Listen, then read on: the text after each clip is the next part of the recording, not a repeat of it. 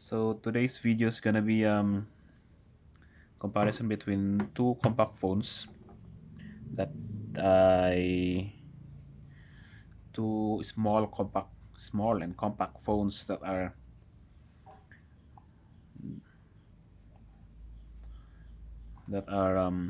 usable this 2024 that are usable for daily carry this 2024. um, Maybe if you're watching this it's gonna be 2025. So first off, on the left side we have the Kinchi Ultra. On the right we have the Xperia XZ2 Compact. So I said these two are usable, the most usable, because as I mentioned before, I don't recommend the XZ1 Compact anymore as a main carry phone, though you could use it as a backup phone or whatnot. Uh, so first off, the similarities. These two are both 5-inch of display, though their curves are a little bit different, but they're both rated at 5-inch display, though the Kinchi Ultra is 5.02. If that zero point zero 0.02 is have any difference, as you can see here. Also, when we compare them physically, on their thickness, if you can see, the XZ2 Compact design is more of a pebble-like design, same as the Unihertz Jelly Max and the Balmuda phone, where they have this curved display, and it's called a pebble kind of design. Sorry, design, not display. Um, well, the Kinchi Ultra has this boxy iPhone-ish design where everything is symmetrical. It's good for the others. It's good for the Kinchi design. Is good for the others. Might be best for the others. The Kin XZ2 Compact is good for the others, depending on how they carry. So aside from that, from the right side, you can, on this phone, similarities that on the right side all the buttons can be found: volume, power, and camera shutter for the XZ2 Compact, as it's proprietary for them. It's common for their Xperia flagships. On the top, there's a mic for the XZ2 Compact, and a IR blaster for the Kinchi Ultra. On the left side, you can see the similarities again there. There's the SIM card and SD card slot for the XZ2 Compact, while the Kinchi Ultra have the SIM slot. On the bottom, we have the USB-C, USB Type C for charge, and OTG.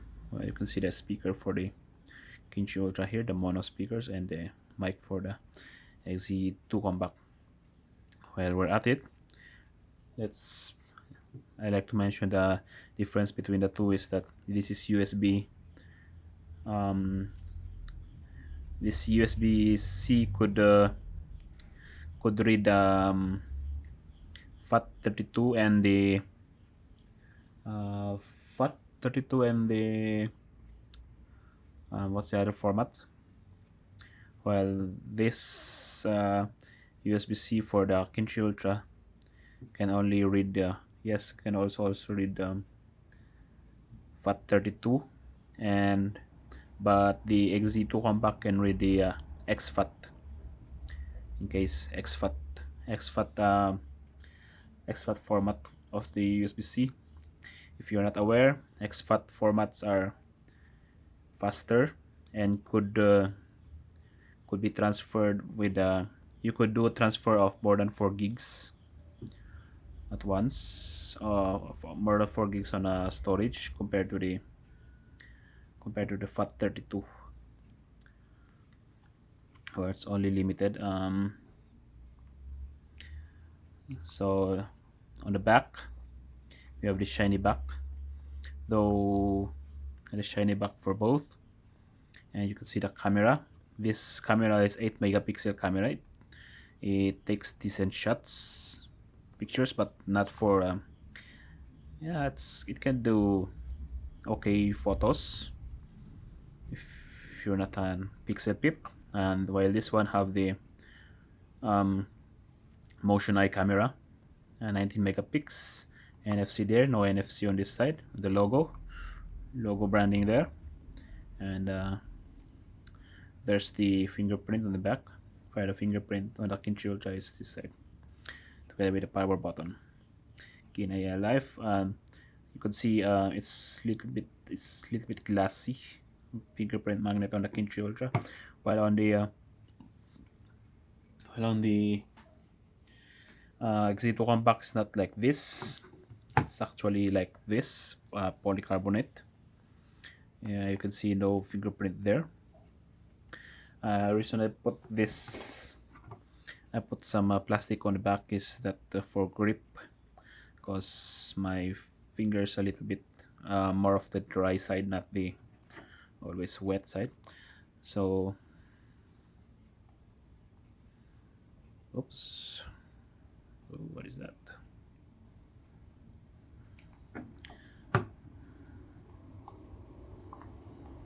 So, moving on. What I noticed is that when I got this phone on Android 9, I got this phone as refurbished, and I then updated it over the air, via OTA.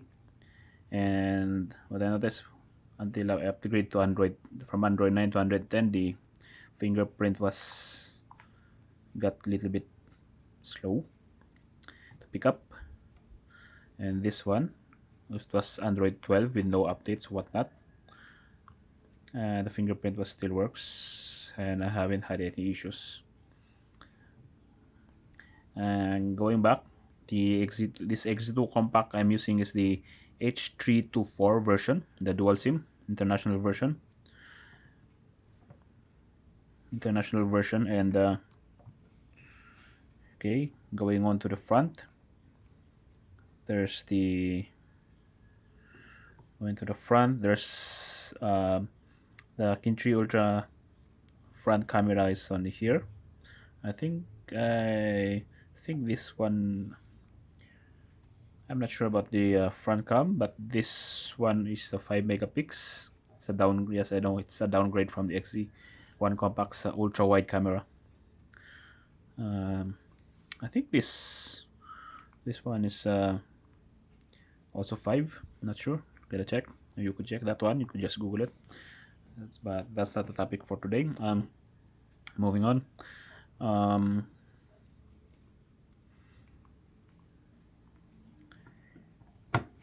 Moving on for the software.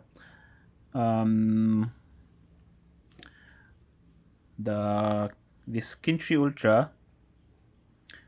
This Kinchi Ultra is running Android 12, basic Android 12. I don't see any MIUI customization except for the icons or whatnot. But this one is running Android 12, and I haven't had any software updates since I got this phone, and Android 12 is still usable per se. And the 61 Compact, I got it as refurbished. I was surprised that I got Android 9 out of the box. Then I updated to Android 10, and after that I went straight. Yes, you heard me. I went straight into unlocking the bootloader and installing a custom ROM, which is the Lineage OS 21, running at Android 14 on this phone. As you can see here.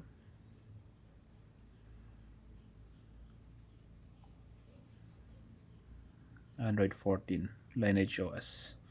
So why, you may ask, why didn't I just stick to the Android 10? Well, for the past couple of months before I got this phone, I was using this Docomo version, and this one is Android 10. And although Android 10 is still usable, but what could I say? I got tempted with the custom ROMs with the newer version of Android. Uh, on here, maybe you're wondering 2024, this late 2024, or as of filming this video, it's late 2024, and maybe you're viewing this 2025.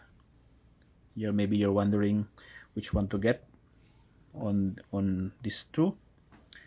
Well, if you're a more of the camera person, compact user guy with a camera, with more of the camera, I go with the XZ2 Compact.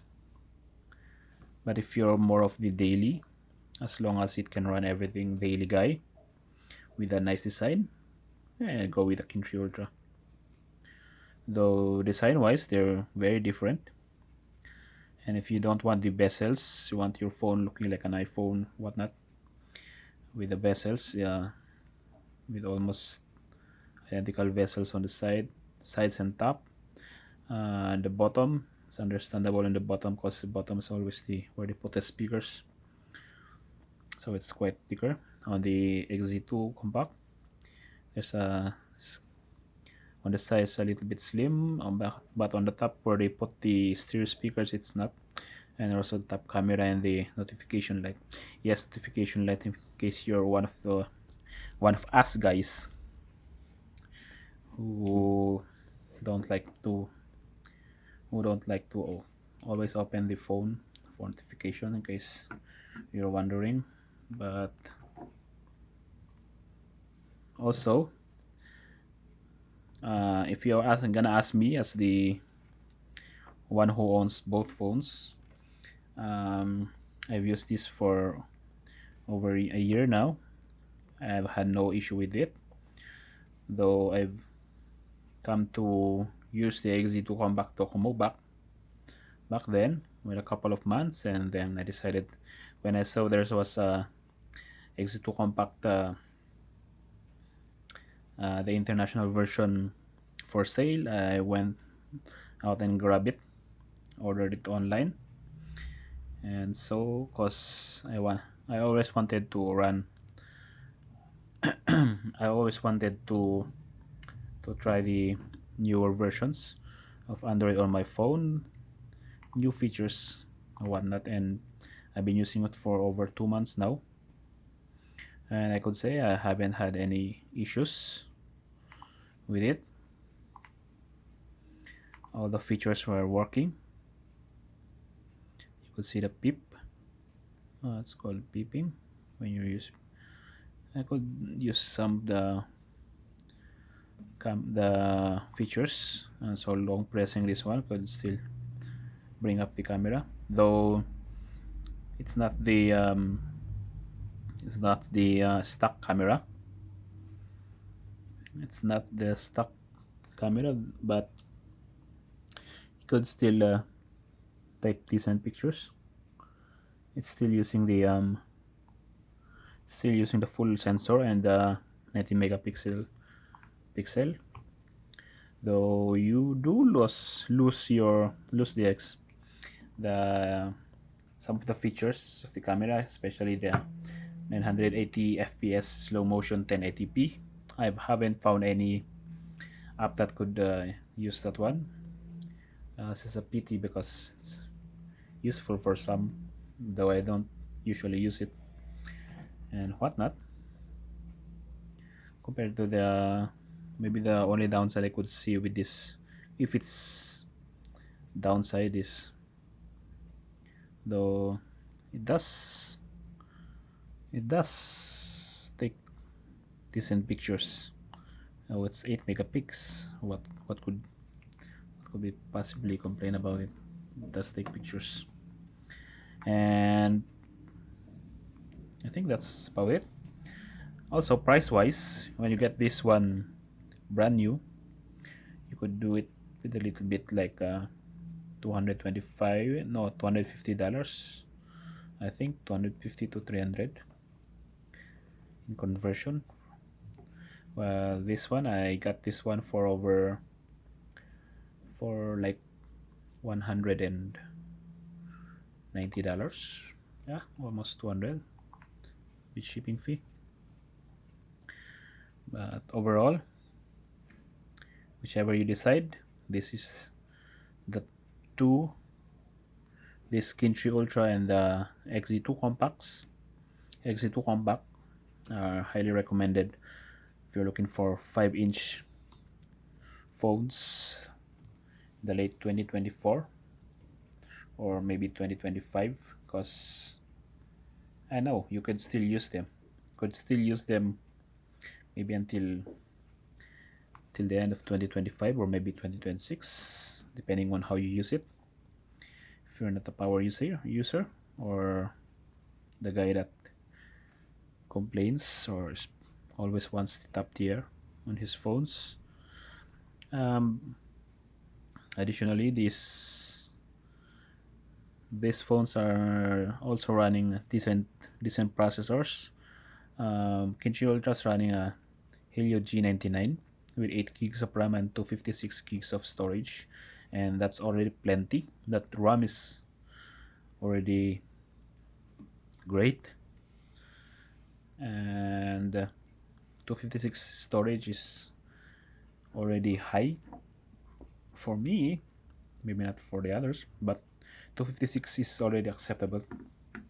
But because most apps go straight to the internal and it's running the internal, and the XZ2 compact is running the Snapdragon 845, which was a flagship and still usable and still fast CPU. Snapdragon 845, 64 gigs of internal storage and 4 gigs of RAM. I haven't had any issues with that, though I myself I haven't been really that much of a gamer the last few years, because I got myself a UMPC for gaming, and it got XZ2 compact have the internal storage and also the expandable SD card. I put here this 512 gigs 512 gigs of SD card, and only the highly recommend both phones because